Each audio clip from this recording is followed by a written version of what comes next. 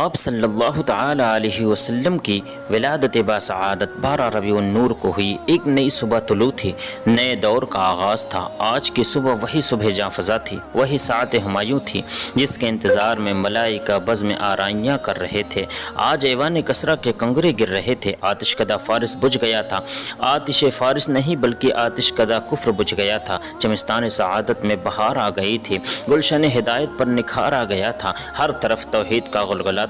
سلامت سلامت مبارک مبارک سے فضائے کائنات گونج رہی تھی۔ شاہ حرم، حکمران عرب، فرما روائے عالم بحسن اعظم، نبی خاتم، شہنشاہ کونین، رسول الثقلین کی ولادت باسعادت پر مرغان چمن توحید کے نغمے گا رہے تھے، چمن عطر ریزی کر رہے تھے، گلستان گل پوشی کر رہے تھے، ہوائیں سرمست ہو رہی تھیں، شاخ گل قدم بوسی کر رہی تھی، آبشار و کہکشار فرت و مسرت سے گنگا رہے تھے، کلیاں تبسم ریز تھیں۔